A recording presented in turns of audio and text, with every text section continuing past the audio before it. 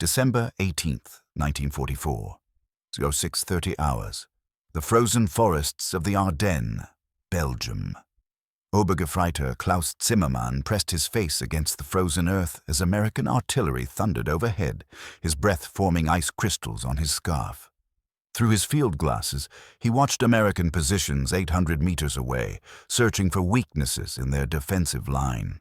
What he saw instead made him question his sanity. A convoy of jeeps was approaching the American foxholes through the morning mist. Not combat vehicles carrying ammunition or reinforcements, but jeeps pulling what appeared to be insulated trailers. Steam rose from these containers into the frigid morning air. American soldiers emerged from their positions, not with weapons drawn, but carrying mess kits. They were being served hot food, hot breakfast, on the front line, in the middle of the Battle of the Bulge. Propaganda, Zimmermann muttered to his squad mate, Unteroffizier Weber. The Americans are staging this for our benefit. If you're fascinated by untold WWII stories, hit that like button and subscribe for more revelations about how American logistics redefined warfare. What Zimmermann didn't know was that he was witnessing the routine operation of the United States Army Quartermaster Corps, delivering 2 hot meals daily to frontline troops, even during the Wehrmacht's last major offensive. Within 6 months, German soldiers who had subsisted on frozen bread and ersatz coffee for weeks would surrender specifically to access American field kitchens. The revelation that American privates ate better than German officers would shatter the Wehrmacht's understanding of military logistics. The transformation of warfare from heroic suffering to industrial abundance was about to destroy every assumption about combat supply. Delivered not by strategic brilliance or tactical innovation, but by mobile kitchens, insulated food containers, and an army of cooks who followed combat units into battle. Zimmermann would later write from an American POW camp. "We thought we were soldiers. They had turned war into a catered business operation. While we froze and starved for the fatherland, they ate hot turkey dinners in foxholes. How do you defeat an enemy who brings ice cream machines to the front?" The German dismissal of American comfort stemmed from deeply ingrained military tradition, Nazi ideology that glorified suffering, and a fundamental misunderstanding of how industrial capacity could transform warfare. In Nazi Germany, hardship was virtue. The Hitler Youth trained boys to endure cold, hunger, and exhaustion as preparation for war. SS training manuals explicitly stated, the German soldier's superiority comes from his ability to endure what would break lesser races. Comfort makes armies weak. Suffering makes them strong. Heinrich Himmler himself declared that the Aryan warrior's greatest weapon was his capacity for self-denial. German military doctrine, refined through centuries of Prussian tradition, emphasized that soldiers must be härter als Kruppstahl, harder than Krupp steel. The Wehrmacht's training regimen deliberately induced suffering. Recruits marched 40 kilometers daily in full gear, slept outdoors in winter, and learned to subsist on minimal rations. This was not mere physical conditioning, but ideological programming. The German soldier who could survive on 1,500 calories per day was inherently superior to the American who required 4,000 hours. Field Marshal Wilhelm Keitel, chief of the Wehrmacht High Command, had reviewed American military doctrine with amusement. The U.S. Army Field Manual devoted entire chapters to troop comfort, morale through mail delivery, and recreational activities. "The Americans believe war is won by happiness," he told his staff in 1943. "They will learn that war is won by hardness." German intelligence meticulously tracked American supply requirements with growing incredulity. Abwehr reports calculated that each American division required 700 tons of supplies daily, 3 times the German equivalent. Of this, an absurd proportion was non-essential. Cigarettes, candy, magazines, toilet paper, and most incredibly, ingredients for hot meals. Colonel Reinhard Gehlen's intelligence unit calculated that American forces dedicated 15% of their shipping capacity to comfort items. This represented millions of tons of shipping that could have carried ammunition or fuel. The German General Staff's assessment was unanimous. The Americans were soft. General Alfred Jodl wrote in his diary, "The American soldier requires a standard of living that would be impossible to maintain in real combat. When the fighting becomes serious, when supply lines stretch and break, they will collapse. An army that needs ice cream to fight is not an army at all." This conviction was reinforced by early encounters in North Africa. At Kasserine Pass in February 1943, Green American troops had broken under German assault. Wehrmacht after-action reports noted with satisfaction that captured American positions contained elaborate field kitchens, coffee machines, and even donut-making equipment. Rommel himself commented, "The Americans fight war like they are on camping holiday. They will learn that the desert is not California." German military science had precise calculations for combat logistics. A German infantry division in combat required approximately 250 tons of supplies daily, 150 tons of ammunition, 50 tons of fuel, 30 tons of food, 20 tons of miscellaneous supplies. Food meant black bread, preserved meat, dried vegetables, and ersatz coffee. Hot meals were prepared at field kitchens 10 to 15 kilometers behind the lines when tactical situations permitted, which during fluid combat operations meant rarely. The Wehrmacht's Mountain Division Manual stated definitively, "The soldier who requires regular hot food is psychologically unprepared for war. Victory belongs to the army that can fight on snow and root vegetables." This wasn't mere propaganda. It reflected genuine German military thinking refined through the Eastern Front's brutal reality. German soldiers were issued the iron ration, emergency food meant to sustain combat for 3 days. 750 grams of preserved bread, 200 grams of preserved meat, 150 grams of preserved vegetables, 25 grams of coffee substitute, and 25 grams of salt. This was scientifically calculated as the minimum necessary for combat effectiveness. The fact that American soldiers carried chocolate bars as standard equipment was seen as proof of their fundamental unseriousness about war. Nazi racial theory provided the framework for understanding this disparity. Americans were a mongrel nation corrupted by comfort, democracy, and racial mixing. The German soldier, product of racial purity and ideological discipline, could endure what would destroy lesser peoples. Goebbels' propaganda ministry produced films showing American POWs complaining about food quality, while German soldiers cheerfully ate from frozen tins. The message was clear. Spiritual strength trumped material abundance. What the Germans failed to account for was that American softness was actually the expression of unprecedented industrial and organizational capability. The same nation that demanded hot food for its soldiers could produce 2.5 million trucks, build 10,000-mile supply chains, and create logistics networks that delivered fresh eggs to Pacific Islands.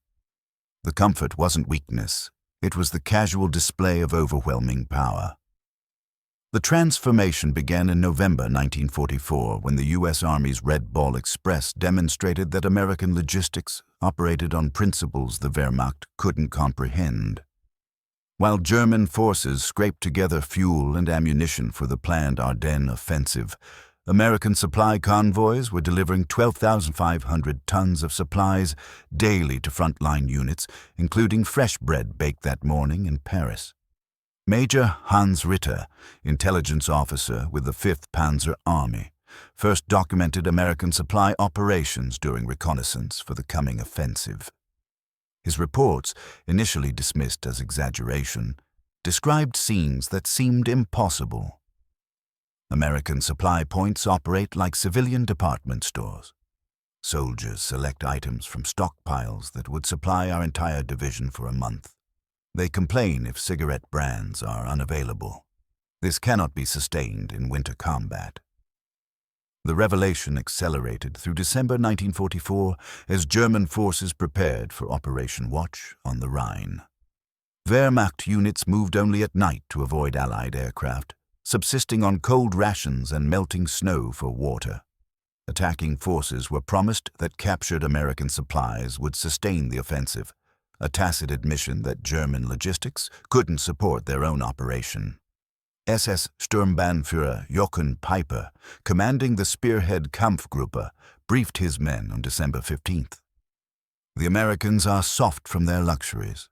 When we strike, they will abandon their supplies and run. We will feast on their provisions while driving to Antwerp. His confidence reflected German certainty that American comfort culture would crumble under pressure. The first encounters shattered these assumptions. On December 16th, as German forces smashed into American lines, Wehrmacht soldiers discovered abandoned American positions that defied understanding. Field kitchens were still warm. Coffee pots contained fresh coffee. Real coffee, not the bitter ersatz substitute Germans had drunk for years. Most impossibly, there were pancakes. American soldiers had been making pancakes on the front line that morning. Gefreiter Wilhelm Müller, captured 3 days into the offensive, later testified, "We found their positions full of things we hadn't seen in years. Chocolate, real chocolate, cigarettes by the carton, letters from home dated just 2 weeks old. They had a postal service that worked better during battle than ours did in peacetime. We thought we were attacking supply depots. These were just their forward positions." But the true revelation came when German forces, even in successful attacks, witnessed American supply operations continuing under fire. The mobile kitchen companies of the Quartermaster Corps didn't retreat. They displaced laterally and continued operations. Hot food arrived at new defensive positions before German forces could consolidate their gains. Unteroffizier Fritz Braun, observing American positions near Bastogne on December 20th, reported something that seemed hallucinatory. Despite being surrounded, cut off, the Americans were receiving airdrops. Not just ammunition. We expected that. They were dropping medical supplies, mail, and incredibly, ingredients for Christmas dinner. They were planning Christmas dinner while surrounded by 2 panzer divisions. On December 19th, 1944, Wehrmacht reconnaissance units near St. Vith witnessed an incomprehensible sight. American forces were retreating under heavy pressure, conducting a fighting withdrawal that should have meant abandoning all non-essential equipment. Yet trailing the combat units were mobile kitchen companies, maintaining intervals, serving hot food during brief halts. Oberleutnant Werner Kleist watched through binoculars as American cooks ladled hot stew from insulated containers mounted on jeeps. The soldiers ate quickly, steam rising from their mess kits in the frozen air, then continued their withdrawal. The kitchen units packed up in under 3 minutes and followed, maintaining service. The German soldiers observing this scene experienced cognitive dissonance. In Wehrmacht doctrine, field kitchens were divisional assets positioned far behind lines, brought forward only during static periods. The idea of cooks following assault troops into combat, maintaining hot food service during retreat, was militarily insane. It violated every principle of resource allocation. The technical capability behind this simple scene was staggering. Each American infantry company had attached kitchen personnel, not as an afterthought, but as integral unit components.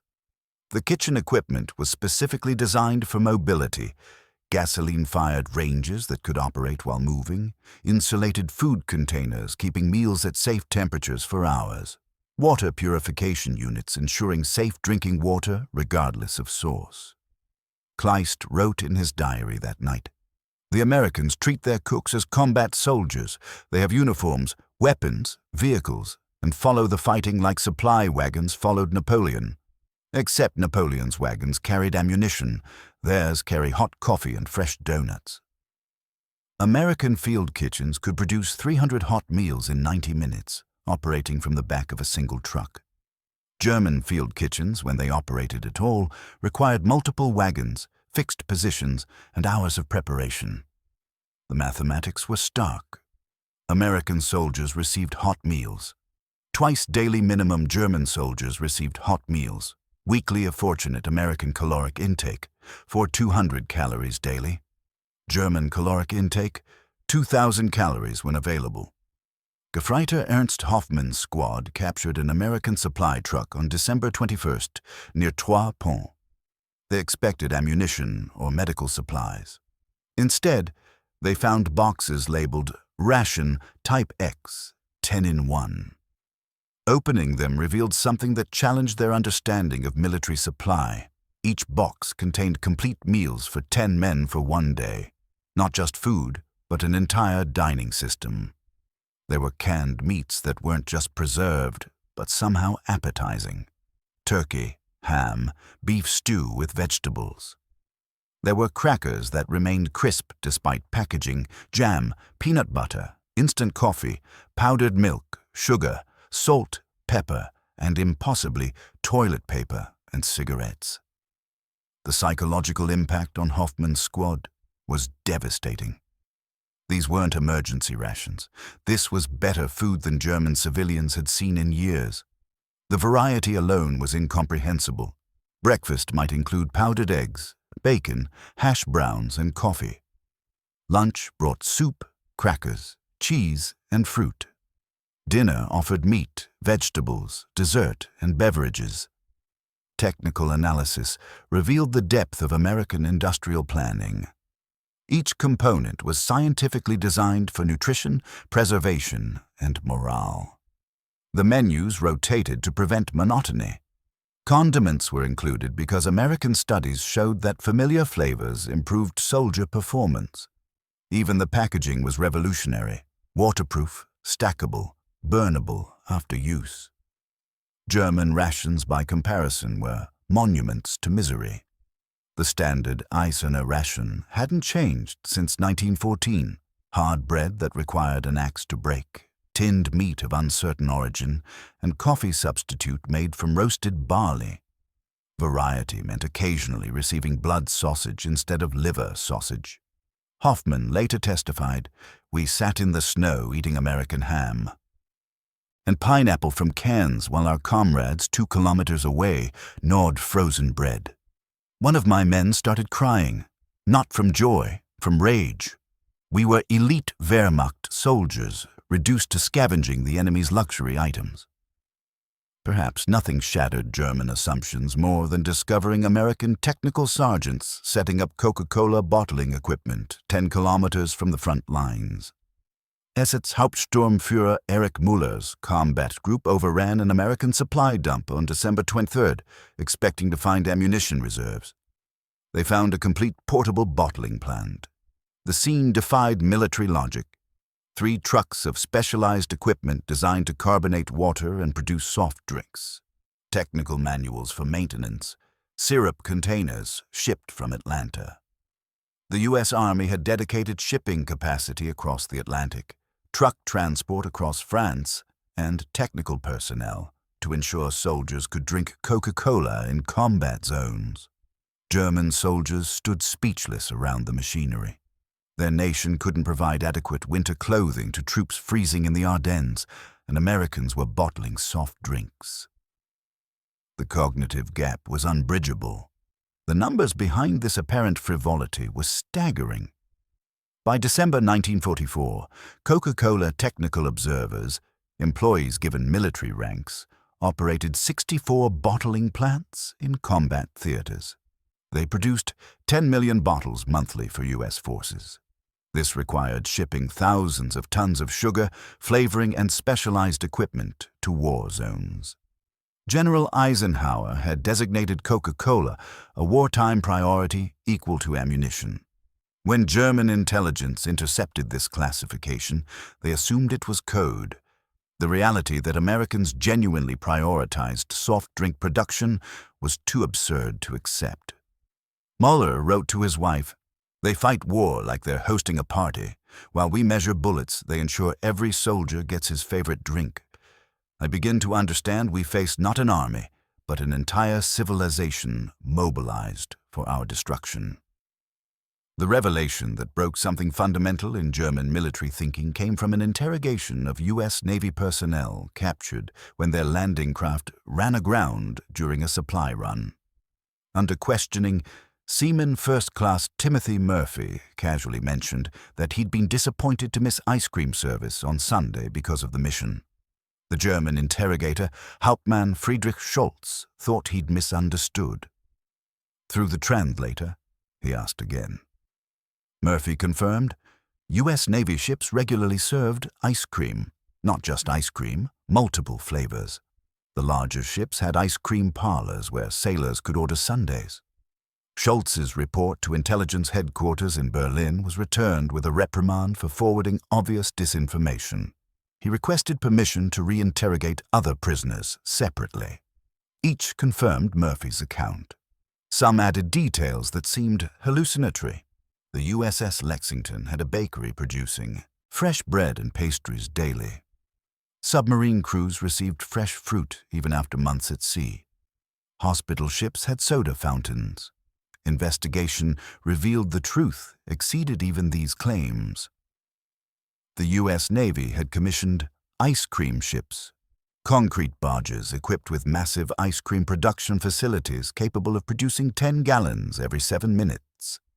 These vessels had no military purpose except to deliver ice cream to combat ships. In 1944 alone, they produced 50 million gallons. The psychological warfare value was unintended but devastating. U-boat crews surviving on moldy bread and sawdust-extended sausage learned that American sailors they were hunting ate better than German officers in Berlin restaurants. The knowledge spread through the Kriegsmarine like poison, destroying morale more effectively than any propaganda. Korvettenkapitän Hans Weber, captured after his U-boat was sunk, later testified, "When I learned about the ice cream ships, I understood the war was lost. A nation that could dedicate entire vessels to ice cream production while fighting 2 ocean wars had industrial capacity beyond our comprehension. We were fighting the Roman Empire at its height with Germanic tribes." Nothing prepared Wehrmacht forces for what they witnessed on November 23, 1944, Thanksgiving Day. Despite active combat operations, despite German artillery harassment, the U.S. Army attempted to serve traditional Thanksgiving dinner to every soldier in the European theater. Obergefreiter Johann Schmidt, observing American positions near Aachen, watched trucks arrive bearing insulated containers. Through field glasses, he saw American soldiers in foxholes eating from plates. Actual plates, not mess tins. The smell drifting across no man's land was intoxicating. Roasted turkey, gravy, sweet potatoes. The logistics required for this single meal defied German comprehension. Thousands of tons of turkey had been shipped frozen from America, stored in refrigerated depots, distributed to field kitchens, and prepared under combat conditions. Cranberry sauce, pumpkin pie, stuffing, items that had no military purpose whatsoever, had crossed an ocean and a continent to reach frontline troops. Wehrmacht intelligence documented the scale. For 20,000 pounds of turkey served to U.S. forces in northwestern Europe alone. Every soldier, from frontline rifleman to rear area clerk, received the same meal. Black soldiers in segregated units, often given inferior equipment, received identical Thanksgiving dinners. Even stockade prisoners ate turkey. The German Wehrmacht, meanwhile, was implementing new ration cuts. November 23rd's allocation for German forces was 250 grams of bread, 30 grams of margarine, and 100 grams of horse meat when available. Coffee substitute had been discontinued to save transport capacity. Schmidt wrote in a letter, never sent, "They celebrate their harvest festival in our country while we starve in our own land. They have so much food they can waste it on ceremony. We are no longer fighting soldiers, but the entire agricultural output of North America." On December 24, 1944, during the height of the Battle of the Bulge, Feldwebel Karl Richter's unit intercepted an American mail truck lost in the fog. The vehicle contained Christmas packages from America, dated just 3 weeks prior. This seemed impossible. German soldiers were receiving mail from 1943, if at all. The captured postal clerk, under interrogation, explained the U.S. Army postal system with pride that seemed bizarre given his prisoner status. V-Mail, Victory Mail, used microfilm to reduce weight, allowing millions of letters weekly.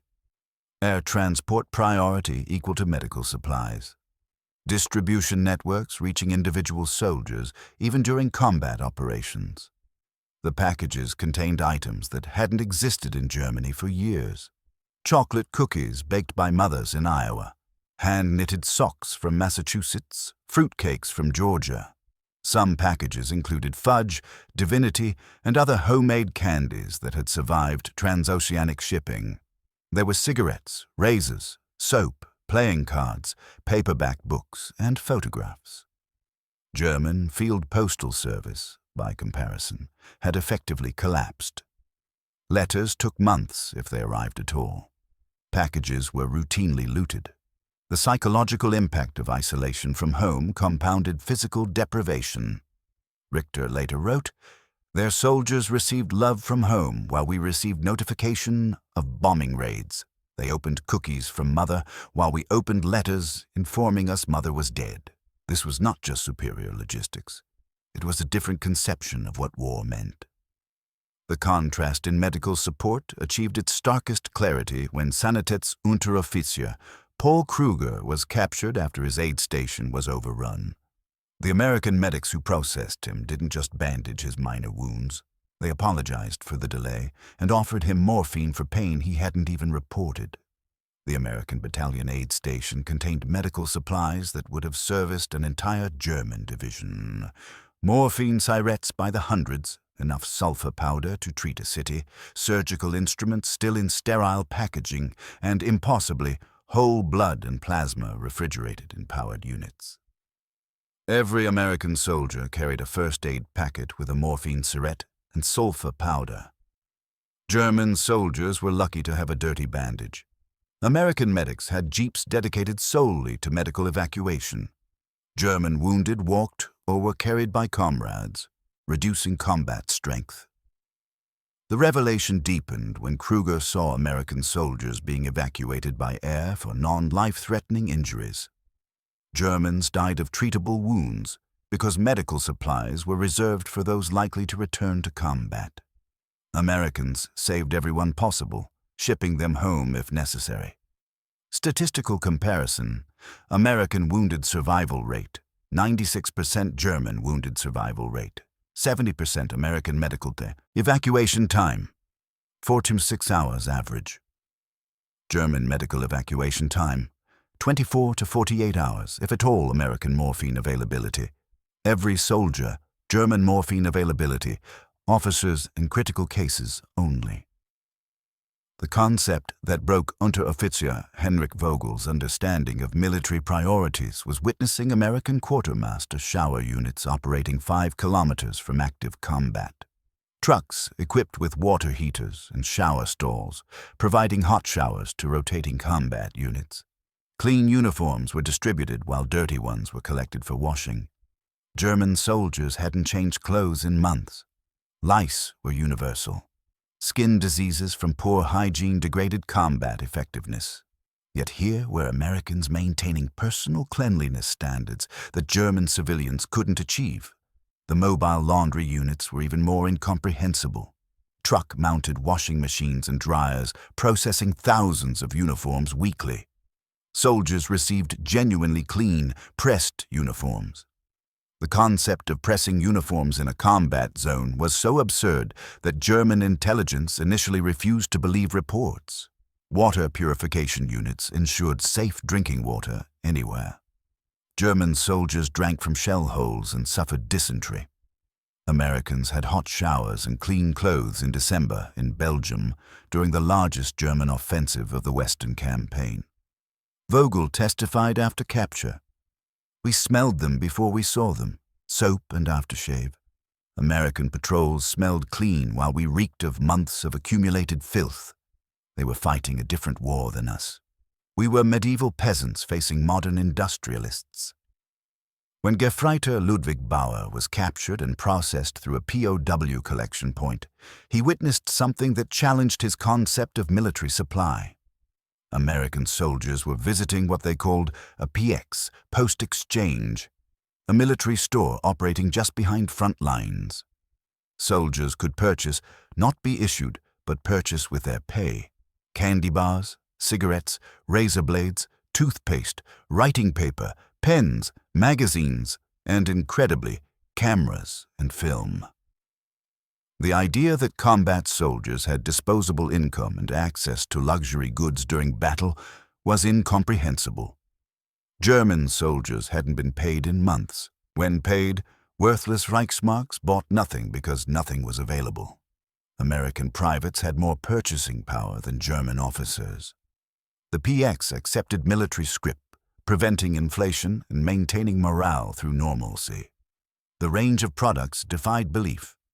Multiple brands of cigarettes when German soldiers fought over individual cigarettes. Candy bars with variety. Hershey's, Mars, Snickers, when German chocolate was sawdust and ersatz ingredients. Magazines with dates from just weeks prior, maintaining connection to home culture. The surrounded American forces at Bastogne received airdrops that redefined German understanding of logistical possibility. Despite winter weather, despite German anti-aircraft fire, C-47 transport aircraft delivered not just ammunition but complete resupply, including medical supplies, food, blankets, and mail. On December 23rd alone, 241 planes dropped supplies to the encircled paratroopers. The precision was remarkable. Color-coded parachutes for different supplies, padded containers protecting fragile items, even blood plasma surviving the drop in specialized insulated containers. German forces watching these drops experienced despair.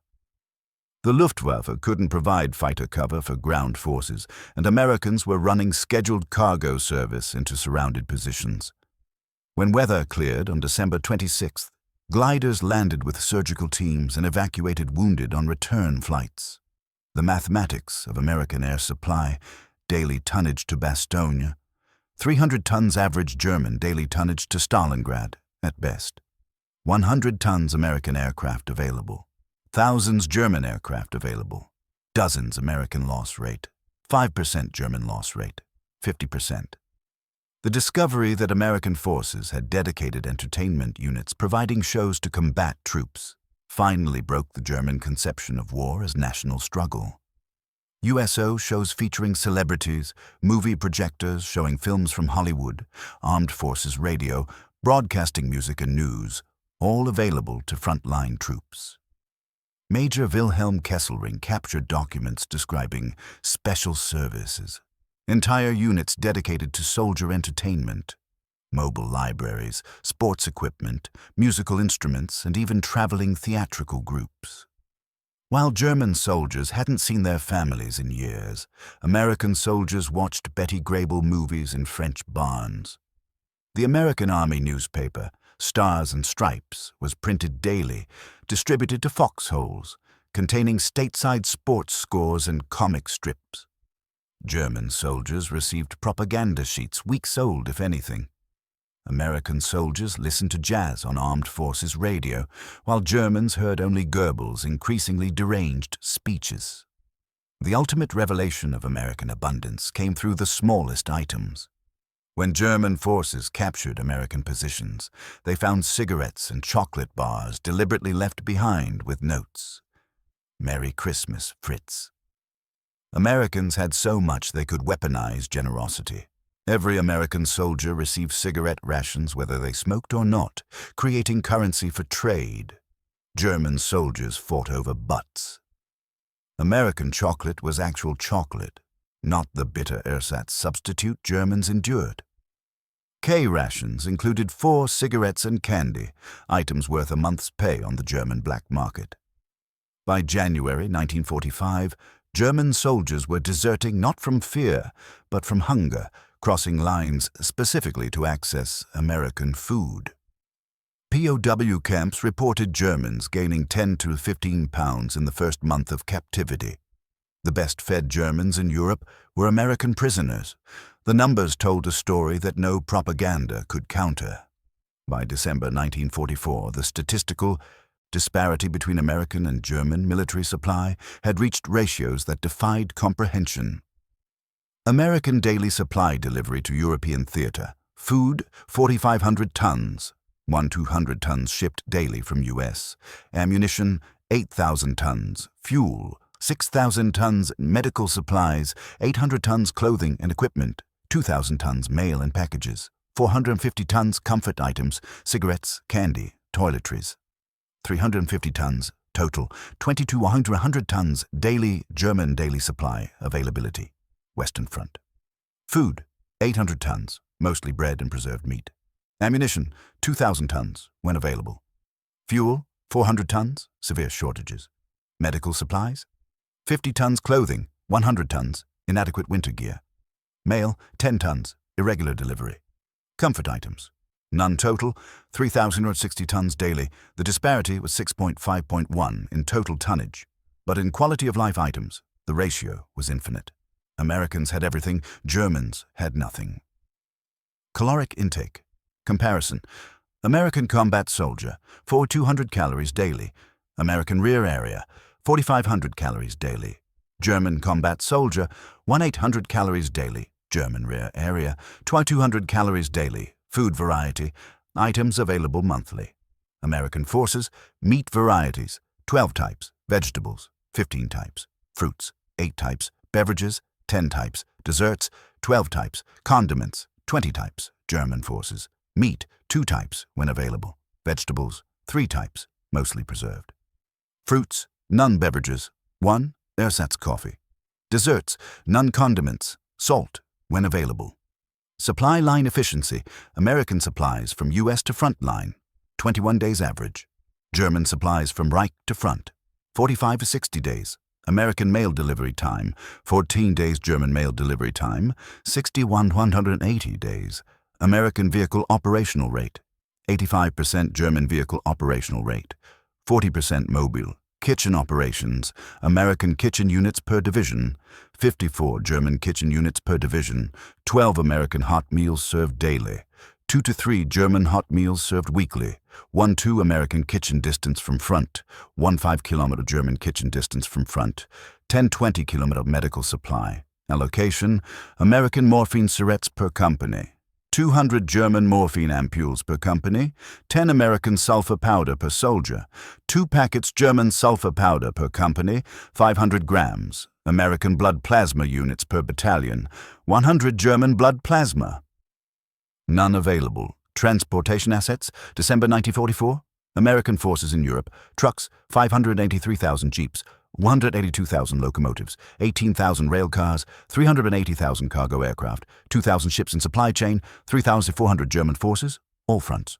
Trucks, 45,000 operational cars, 23,000 locomotives, 2,000 operational rail cars, 40,000 operational cargo aircraft, 200 ships, negligible.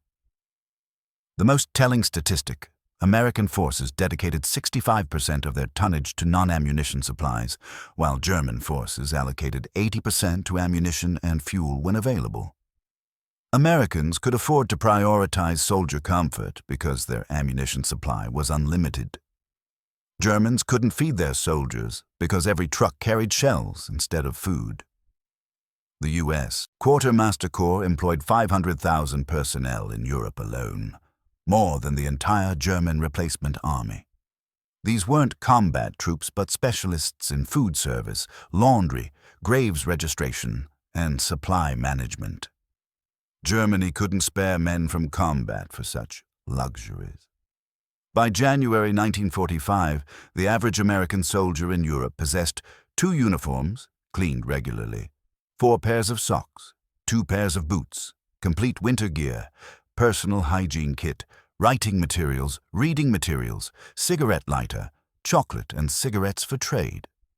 The average German soldier possessed 1 uniform, unwashed for months, 2 pairs of socks, holes, 1 pair of boots, worn through, inadequate winter clothing. No hygiene items, no personal items, nothing for trade except weapons. These numbers represented not just material superiority, but a fundamental difference in how the two nations conceived warfare. Americans viewed soldier welfare as mission critical. Germans viewed soldier suffering as character building. The results were mathematically inevitable. The psychological impact on German forces transcended mere morale degradation. It represented complete ideological collapse. Soldiers who had endured the Eastern Front's horrors, who had maintained discipline through years of strategic retreat, simply gave up when confronted with American abundance. Gefreiter Hans Müller, captured on December 28th, told interrogators, "We knew the war was lost when we saw your soldiers throwing away half-eaten chocolate bars. We were fighting over frozen potato peels while you discarded food from boredom. This wasn't military defeat, it was civilization collapse." Feldwebel Otto Renner, a veteran of 5 years combat, wrote in his diary before desertion, "The Americans make war like they make automobiles, efficiently, comfortably, with radio music. We make war like our grandfathers, brutally, desperately, with hatred. But their method produces victory, while ours produces only corpses." Lieutenant Friedrich Holtz, an ardent Nazi who had volunteered from university, experienced complete ideological disintegration. In American captivity, he wrote, "Everything I believed was lies. The master race begs for American cigarettes. The weak democracy feeds its prisoners better than the Reich feeds its soldiers. Jewish scientists in America created medicines saving German prisoners while we murdered Jewish doctors. The world is upside down, or perhaps it was always right side up and we were standing on our heads." The spread of knowledge about American logistics occurred through multiple channels despite Nazi censorship. Soldiers returning from American captivity under prisoner exchange, usually severe medical cases, brought stories that seemed fantastic. Letters from POWs, though censored, contained codes. Eating well meant abundant food, keeping warm meant adequate clothing, staying busy meant humane treatment. Wehrmacht morale officers reported increasing incidents of self-inflicted wounds designed to achieve capture. Entire units developed combat fatigue when facing Americans specifically, while maintaining effectiveness against other forces. The diagnosis was simple. They wanted American food more than German victory. SS units, supposedly fanatically loyal, showed similar degradation. An intercepted letter from an SS Rottenführer stated, "The Americans killed Klaus with chocolate." Not literally. They threw chocolate bars during the attack, and he stopped shooting to pick them up. The machine gun got him. He died clutching Hershey bars. What are we dying for when the enemy has so much they can throw food as weapons? By January 1945, German military police reported epidemic desertion rates in Western units. Unlike Eastern Front deserters, motivated by fear of Soviet revenge, Western deserters explicitly sought American captivity. MPs found safe conduct passes, Allied propaganda promising good treatment, carefully preserved in uniform pockets. The psychological warfare value of American abundance exceeded any propaganda. When German civilians saw American POW camps from outside the wire, prisoners playing baseball, smoking cigarettes, gaining weight, while German children starved, the regime's legitimacy evaporated. Parents began hoping their soldier sons would be captured by Americans rather than die for the Reich.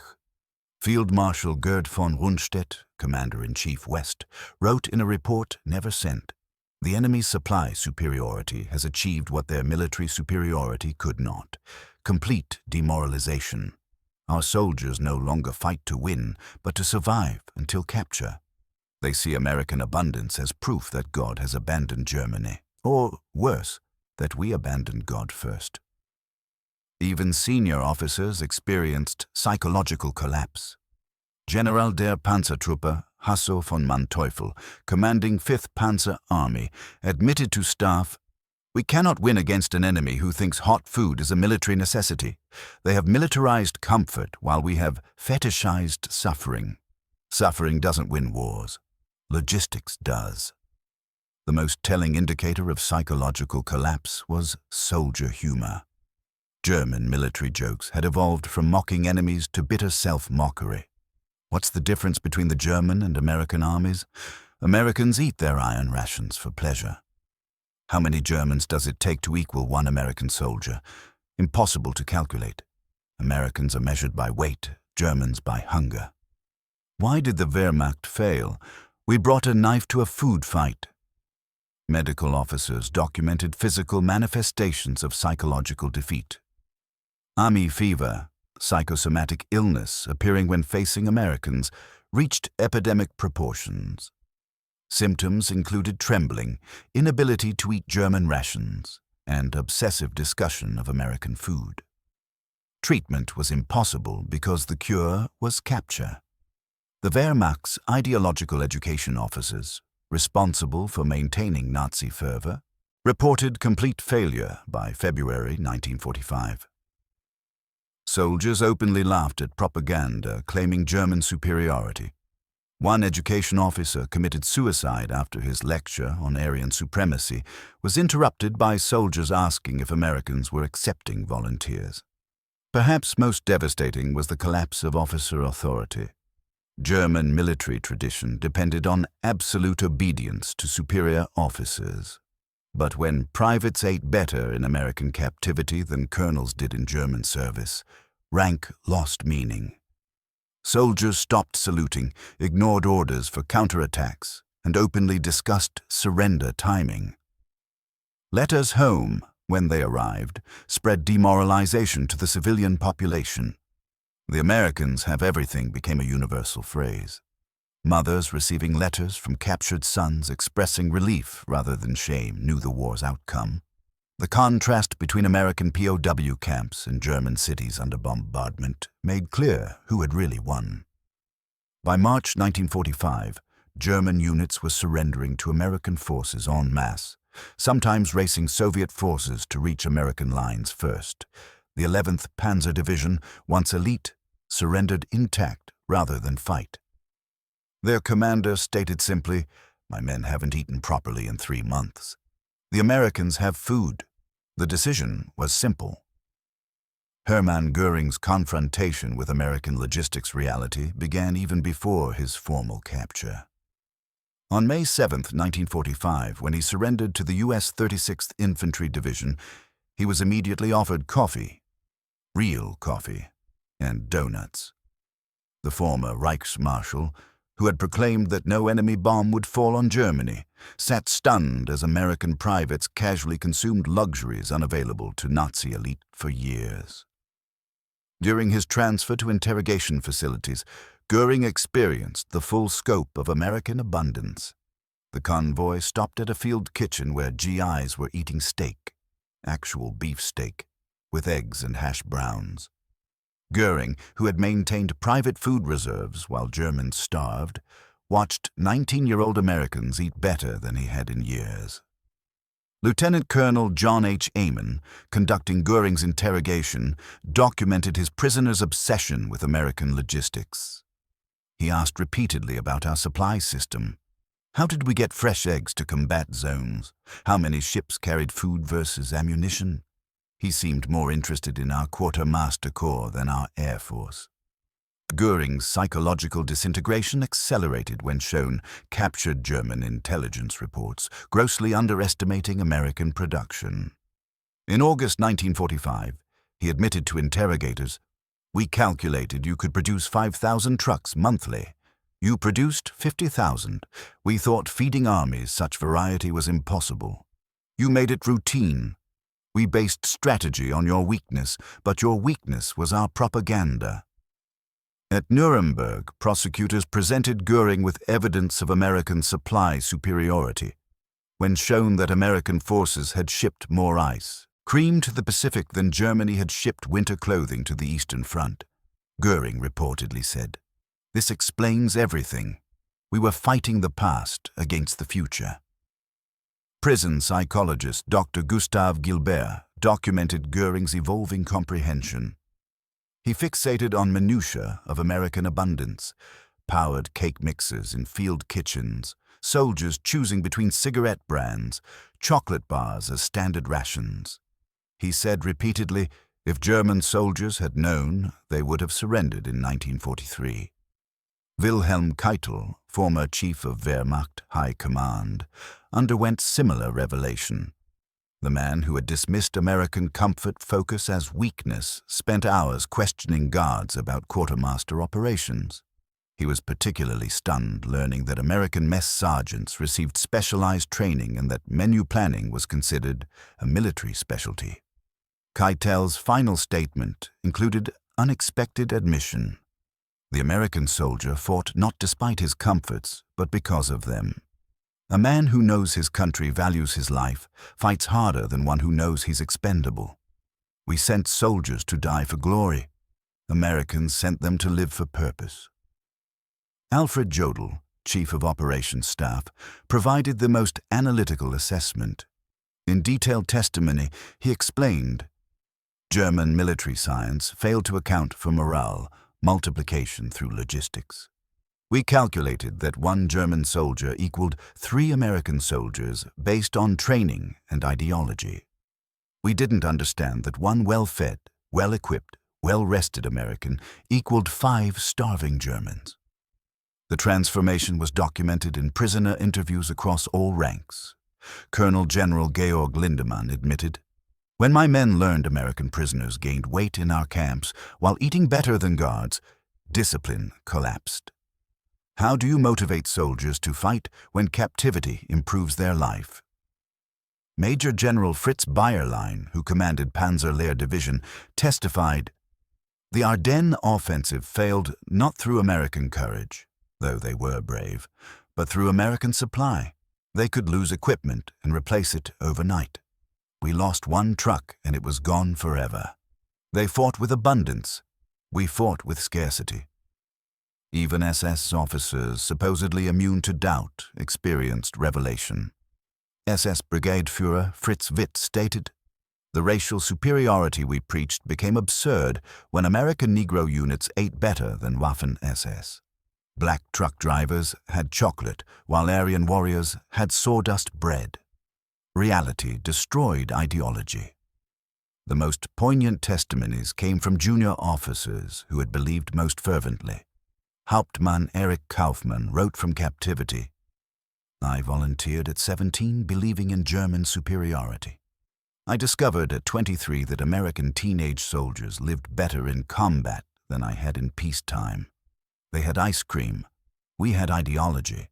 They won. Post-war studies revealed the strategic impact of American logistics, superiority. German general staff officers working with U.S. Army historians calculated that American supply abundance had shortened the war by at least 18 months. Every German division faced the equivalent of 3 divisions when counting American logistical advantage. General Franz Halder, former Chief of General Staff, provided the definitive assessment in 1948. We prepared for war by hardening soldiers through deprivation. Americans prepared by engineering systems to eliminate deprivation. Our soldiers were harder. Theirs were happier. Happy soldiers with unlimited ammunition defeat hard soldiers with empty stomachs. The American transformation of military logistics proved that industrial democracy could weaponize prosperity itself. The German conception of war as national suffering confronted the American conception of war as industrial project, and ideology collapsed before abundance. Military historians universally acknowledge that American logistics redefined warfare permanently. Dr. Martin van Creveld concluded, World War II demonstrated that amateur soldiers with professional supply chains defeat professional soldiers with amateur logistics. The Americans professionalized what matters, keeping soldiers alive, fed, and equipped. Without overwhelming American logistics superiority, the European war would have extended years with catastrophic casualties. The German military, even weakened, possessed tactical superiority through experience. But tactical superiority meant nothing when American forces could lose entire battles and replace losses before Germans could claim victory. The operation demonstrated that modern warfare rewarded industrial capacity over warrior culture. The nation that could produce Liberty ships faster than U-boats could sink them, manufacture trucks faster than combat destroyed them, and ship chocolate bars across oceans while fighting would inevitably triumph. Beyond military victory, American logistics demolished Nazi racial theory completely. The mongrel democracy that Hitler derided had organized the most complex supply chain in human history. Women in factories, black truck drivers, Jewish scientists, and immigrant laborers had created abundance that the master race couldn't imagine. This democratic mobilization achieved what totalitarian command couldn't: willing cooperation of entire populations. American workers weren't slaves but participants. They knew their work meant GIs ate hot food, received mail, and came home alive. German workers, increasingly slave labor, knew their work meant prolonging agony. The infrastructure built for military logistics became the foundation for post-war prosperity. Technologies developed for preserving food, managing supply chains, and coordinating transportation revolutionized civilian economy. The highways that carried military supplies became commercial arteries. The refrigeration systems preserving blood plasma soon preserved suburban groceries. Veterans who had operated military logistics became business leaders. Quartermaster officers founded restaurant chains applying military feeding techniques. Supply sergeants revolutionized inventory management. The generation that had delivered abundance to foxholes delivered prosperity to suburbs. The lasting lesson remains relevant. Nations that dismiss soft power for hard power risk catastrophic miscalculation. The German focus on weapons while neglecting logistics parallels modern military thinking that prioritizes platforms over sustainment. America's enemies would do well to remember that the nation that insists on air conditioning in deserts can also deliver precision munitions globally. December 18, 1944, 06:30 hours, the frozen forests of the Ardennes, Belgium. Obergefreiter Klaus Zimmermann pressed his face against the frozen earth as American artillery thundered overhead. Through his field glasses, he watched American positions 800 meters away. Zimmermann laughed at the hot food delivery he witnessed, dismissing it as propaganda. 6 months later, Zimmermann surrendered to American forces specifically to access those same field kitchens he had mocked. His last letter from American captivity read, "I gained 20 pounds in 2 months. The propaganda was true. Everything was true. We were defeated by abundance." His mockery of American comfort echoed through history as the sound of ideological blindness meeting industrial reality. The Wehrmacht had transformed war into national agony. Americans had transformed it into catered operation, proving that democracy plus industry equals inevitable victory. In the end, what defeated Nazi Germany wasn't just brave soldiers or brilliant generals, but trucks delivering donuts, medics carrying morphine, and quartermasters serving turkey dinners in December snow. The German military stopped laughing when they understood this truth, but by then American abundance was already at their gates. The 1,000-year Reich lasted 12 years. The American field kitchens that helped destroy it are still serving hot food to American forces worldwide today. Obergefreiter Klaus Zimmermann had watched American jeeps delivering hot breakfast and called it impossible. Those same jeeps would deliver hot coffee to GIs standing guard over Nazi Germany's unconditional surrender. The laughter had died with the Reich. Thanks for watching. Subscribe to never miss these incredible historical revelations about how American industrial might and focus on soldier welfare redefined warfare forever.